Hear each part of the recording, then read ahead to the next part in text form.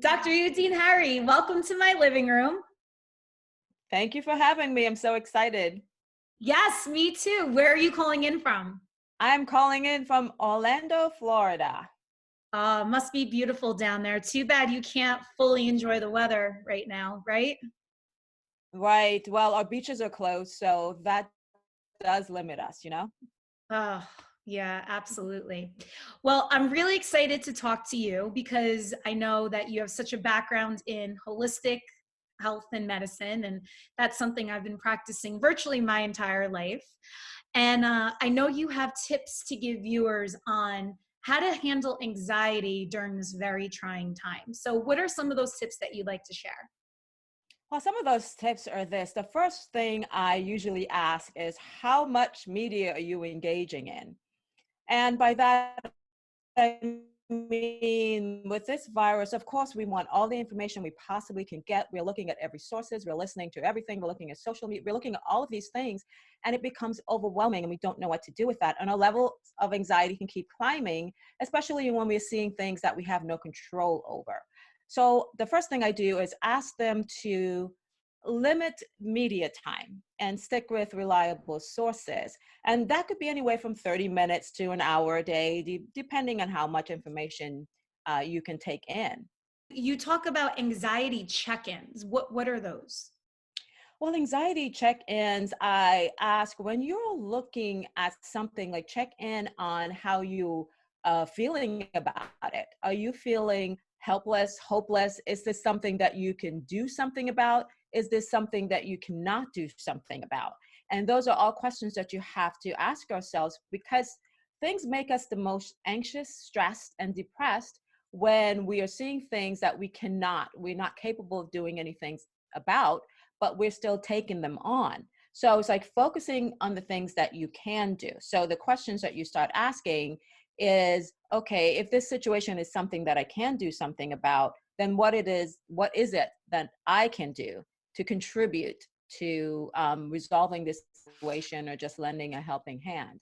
And check in. Is your heart palpitating? You're anxious. I know that you like to have your clients do morning routine of gratitude. Mm. What is that routine? I do. I ask them each morning when you get up. And I love the jar because I think it's so visual. And so if you write down on little pieces of paper, post-it notes, things like 3 or 4 things that you are grateful about, that you appreciate that's going on in your life. And that could be, I have a home, my family's home with me, my family's safe, whatever those things are. And each morning you add 3 of those little post-it notes, and you notice that over time, in a week or week and a half, 2 weeks, the jar becomes fuller and fuller, and you realize, wow, I do have a lot of things that I am grateful for that are going well in my life. And also what I say is that if on that list is somebody that is really special to you and you really appreciate it, reach out to them, send them an email, a text, a letter that says, I am so appreciative of the things that you've done for me. And that gratitude then becomes kindness. And both of those things have been shown to help us improve our health and our anxiety and our stress levels. I love that. And that's such a good lesson to teach those that are homeschooling right now. Yes, yes. Homeschooling has become a challenge, of course, that we were not anticipating. Yes, there are some parents that homeschool, but that is something they have signed up for, they've prepared for. This is something that many parents have really not prepared for. So now their homes have not only become their office, but it's also become a school as well, and a restaurant. And all of that becomes really, really super stressful. So another tip I have is try to create boundaries and specialized space if you can. And by that, I mean, this is the area that you're going to do schoolwork, and this is the area that I'm going to do office work, and this is the area or the time that we're going to eat. And so those things don't cross over into each other. And so we're able to get things accomplished without having, for example, if there's no established boundaries and the kids are going to be this, you're trying to do something, they should be doing work, and it becomes very, very chaotic. Yeah, absolutely. So I know you have three solid ways to bring your body out of that fight or flight response. What is that? Okay. So there's some ways that you can bring your body out of this fight or flight response. And one of my first tip is check into your breathing. And we've all heard of mindfulness and what is that? And so sometimes it gets so complicated for many people who are not even familiar with this. So I always just say, check into your breathing. And you will notice that most times if you're anxious, your breathing is really fast and it's very shallow. And so what you might want to do is then focus on that and start practicing breathing. And I would say start taking deep breaths and counting while you're doing that. You may not make it up to 3 the first time, you know? So maybe count up to 4 to 5 and then exhale fully, because it's on the exhalation that we start experiencing that relaxation. We're engaging that parasympathetic system that calms us down. And there are many apps out there now that helps us to do that. So experiment with them and see which one might work for you. What are some of your favorite apps?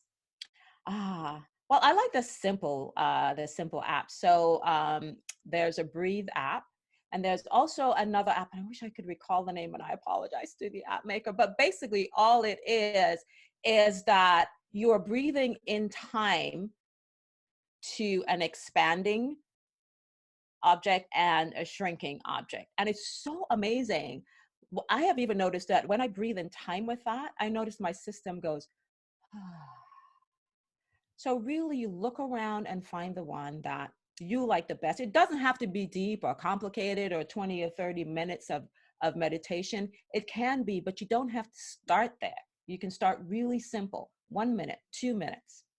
Talk to me about your practice, Oasis Wellness and Rejuvenation Center. I mean, I'm from New Jersey, so I Oh. wish I could come and visit you. But for those watching from Florida, what is it that you do? Well, my practice is an integrative practice. And so basically, I do believe that our environment, our lifestyle, all these things play a significant impact on your health. And so it's body, mind, spirit. And so many people think of holistic medicine as perhaps maybe using supplements or herbal things to treat. And that might be some of it.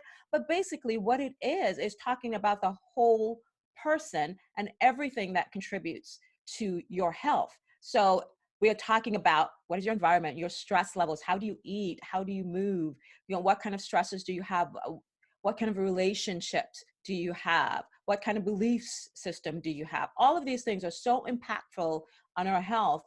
And there's starting to be so many studies that are telling us this and telling us that purpose is so important. So I might do things that other people might consider, a little bit outside of traditional, but keep in mind that I am traditionally trained, so I do those things as well. But as my grandmother always said to me, I'm not throwing the baby out with the bathwater. I want to include everything that's evidence-based, and many of these modalities and many things tell us that stress and all of these things are much scientific evidence for this. So what I like to say, I'm using the best of science-based evidence and people's beliefs to help them to get to a state of well-being, not just avoid and not just treat illness, but just getting to a state of their best potential. Yeah, quarantine life is a perfect time to start a holistic lifestyle.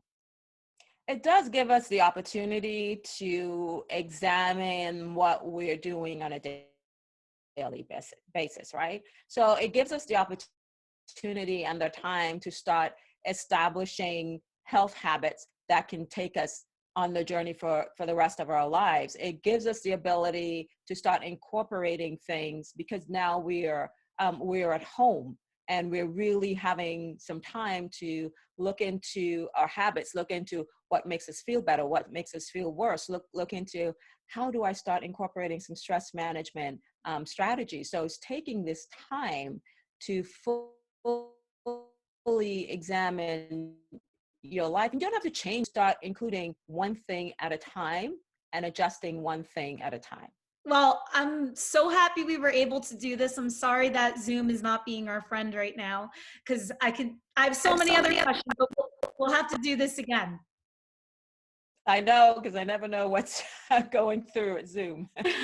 All right, Doc. Thank you so, so much. And please keep healthy and safe. My pleasure. You too. Sorry, guys, we're having a little bit of a technical difficulty right now with Zoom as the whole world is probably dialed into the app. But you can find out more about Dr. Eudene Harry at drharrymd.com. drharrymd.com. Thanks for watching.